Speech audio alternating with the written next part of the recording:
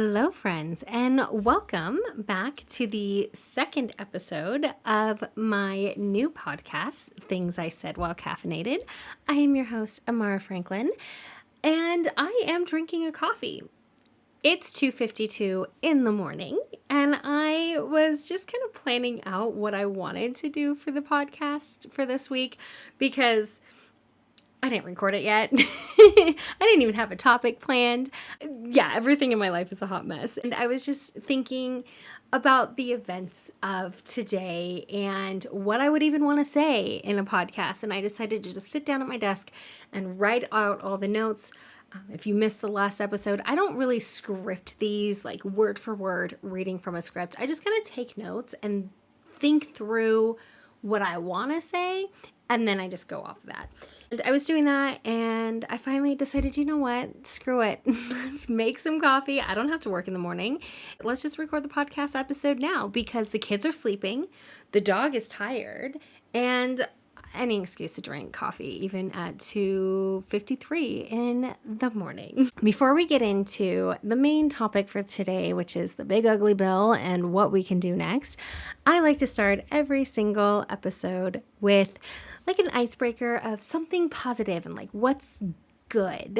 And so for me, what's good that happened today is I got my grade back from my most recent class. So I am going to school. I mentioned that in the last episode. And every single month of this program, because it is an accelerated program, I have a different class. And in the last class, it was a project and portfolio class for 4 weeks. And we had a list of things that we could do. And I chose to start a podcast. I have been planning this out. So I didn't come up with the idea for the assignment. However, when I saw that on there and I was already planning on doing a podcast, I just figured why not kill two birds with one stone. I shifted like the deadline that I had imposed for myself to align with things I needed to do with class. So I was able to launch this last week. So I got my feedback today and it was 100%. My instructor had a lot of really great and positive but helpful feedback, and that just really helps me feel like I'm on the right track. That was really exciting and something obviously that made me really stinking happy. So with that, make sure to go to the show notes or leave a review wherever you're listening to the podcast and tell me what you're drinking and what's something good that happened to you today. All right, so the big ugly bill passed Congress, and I had a lot of big feelings about it, and I still have a lot of big feelings about it. And I just kind of wanted to talk about it. So I made some notes about kind of like, what do we do next? And I don't mean from a political standpoint. I don't have those kinds of answers. So I'm looking at it more of, as a community, what can we do for ourselves and what can we do for our loved ones to get us through the next few years, because it's going to be tough. But more importantly, I'm focusing on what can we do over the next few months to get us through, because this is just the beginning and it's going to get really hard for a lot of people. I hope so much with everything that's in me that you are not affected by the Medicare cuts or the SNAP shortages, or even if that's not something that you participate in because you don't need it, you may live in a rural area that depends on a hospital that could potentially close down. So the effects are everywhere, whether you voted Democrat or Republican, whether you are a moderate or other, you're going to be affected by this. And what do we do together to get past it? So the first thing I wanted to say is take your time to feel your feelings, whether that be a day or a week or a month. Feel everything, the anger, the sadness, the fear.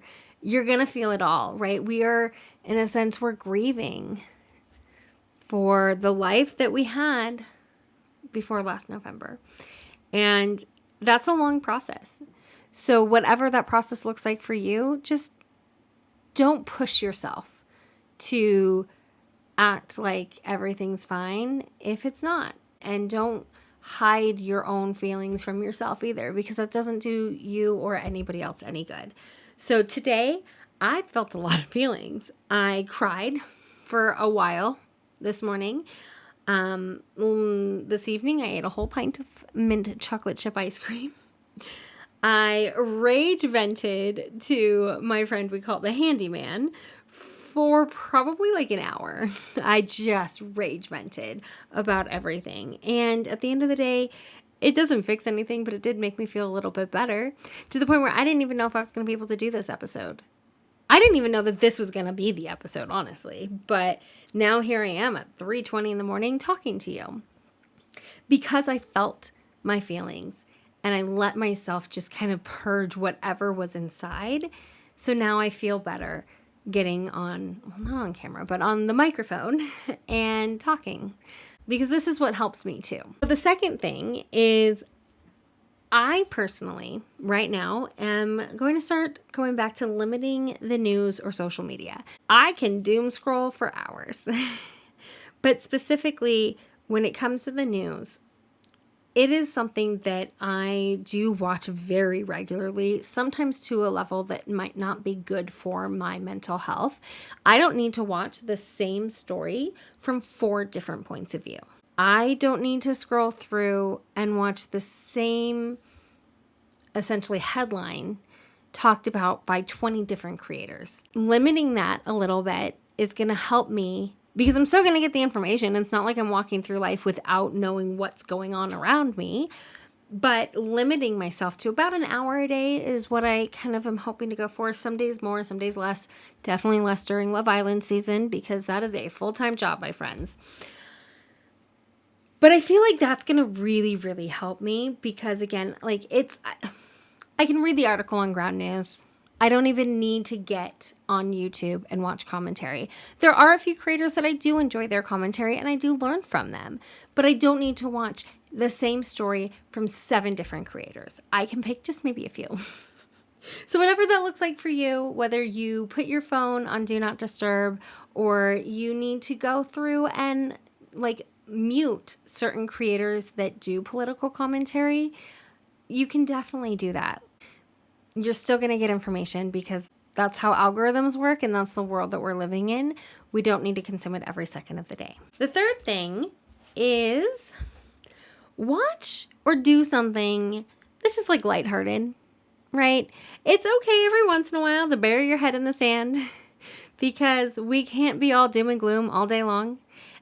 We are informed because we're not completely cutting out the news, but we are limiting it. So that means that we do have a little bit more time to put towards things that are a little silly, a little goofy, a little fun, and again, just something like lighthearted. So for me, I love reality TV. If you have not noticed, it actually started as research for my book, because my book that I'm writing has to do with somebody that is a part of reality TV. Up until a few years ago, the only reality TV that I'd ever watched was like Laguna Beach in the Hills. And then I started with Real Housewives of Beverly Hills as research, and now I am in it. Like, that is mostly what I watch, is YouTube and reality TV, because I love it so much. So right now for me, as I've mentioned probably 1,000 times already, I'm watching Love Island. And next is Bachelor in Paradise. So these are things that I enjoy. They're a little silly. They're a little cheesy. But I also, okay, this is embarrassing. Y'all, I don't know. Okay, I'm just going to say it. This is embarrassing. But another thing that I really have been watching a ton of lately, you know when you're like scrolling on your phone and you could be on like Instagram or Facebook and those ads come up that are like 25 minutes. And it's for these, like a soap opera. These little like videos make soap operas look like Academy Award winning, like the best of the best. They're so bad, but they're like those little short videos, and you have to download an app, and you only get like a minute per episode or whatever, and you end up paying a bunch of money to watch. They're so bad. Some of them are cute, but most of them are really, really bad. And I've been watching those. I downloaded like an app where you can search for them, and yeah, It's so bad, you guys. It's so embarrassing, but they're entertaining and they're silly. And like how bad they are is part of the appeal and why it's fun. And they're brainless. So I can just lay in bed, pull out my iPad, and just watch the most unhinged, ridiculous stories. Like it's always some wealthy millionaire marries a woman and he doesn't know her true identity is that she is really the billionaire of the insert name group. It's always the group, the Franklin group or the Connor group or whatever, right? And then they break up and he finds out that his wife of 7 years is really now his boss.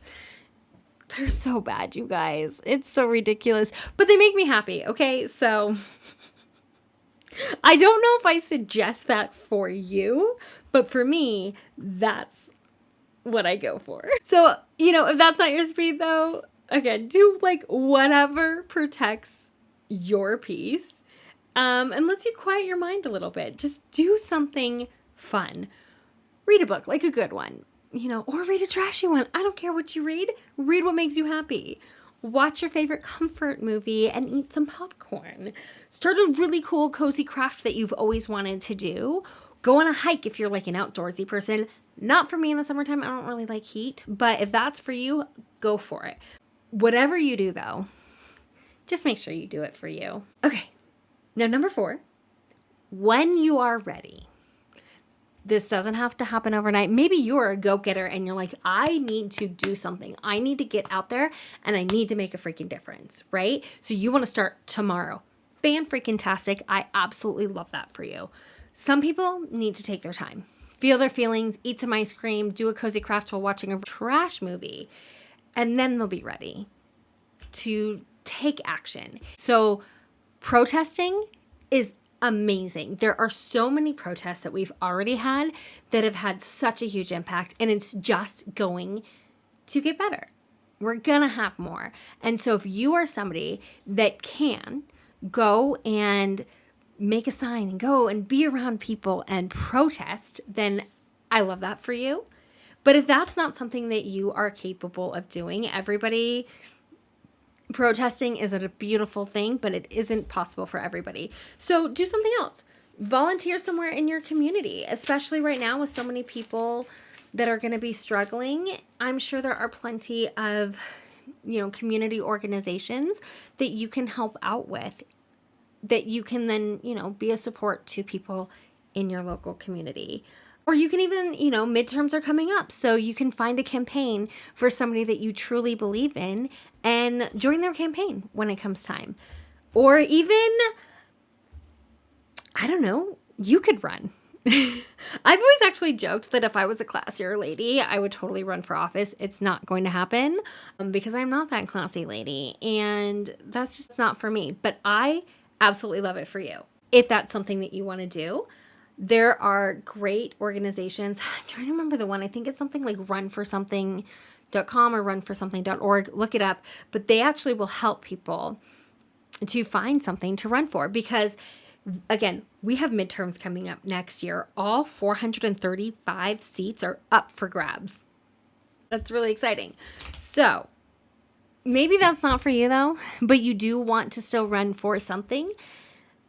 You can also get involved locally. Change doesn't only happen in the halls of Congress, it also happens in your local town halls too.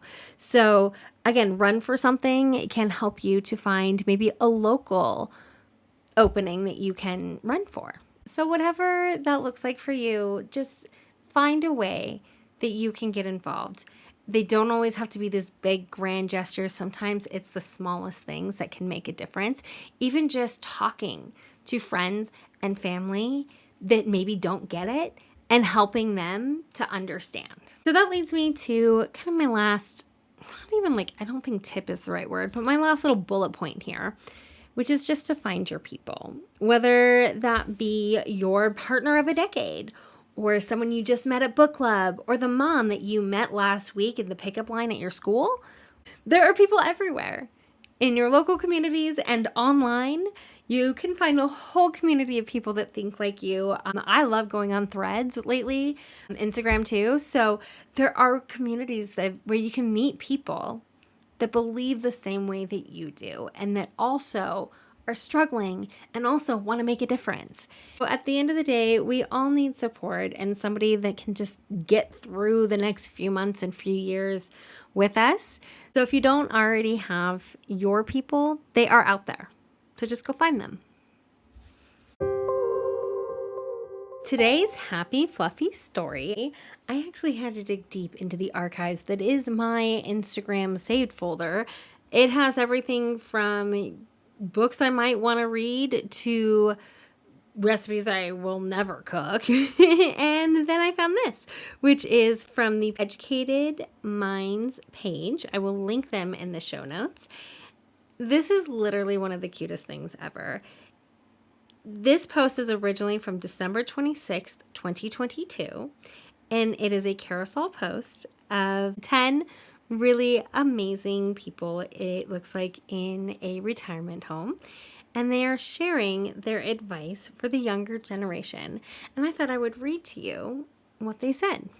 So we start out with Helen, age 98, and her advice for the younger generation is to be nice to everyone. Next up, we have John, age 83. His advice for the younger generation is to take hold of every opportunity given to you. Natalie, age 90 freaking 9. She is incredible. Her advice is always be happy with yourself and others. Lois, age 93. Her advice is try to love and not hate. Jean, age 85. Advice for the younger generation: be kind to everybody.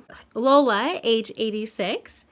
Her advice is to slow down. Next up, we have John, age 92. Enjoy every moment. Diana, age 88. I love hers. Never follow a man.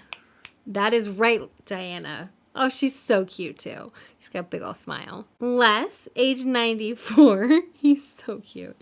Les, age 94. Make sure you are financially stable. And last but absolutely not least, we have Doris, age 89. Her advice for the younger generation is take more time to enjoy life. Please go to the Instagram post if you have Instagram and check out their pictures. They are so freaking cute and they have incredible advice. Thank you so much for hanging out with me and for listening to me ramble on. This really helped me and I hope it helped you. And whatever time of day it is, morning, night, the middle of the day, whatever, have an amazing rest of your day. And remember to be kind to one another. And I will talk to you next Friday.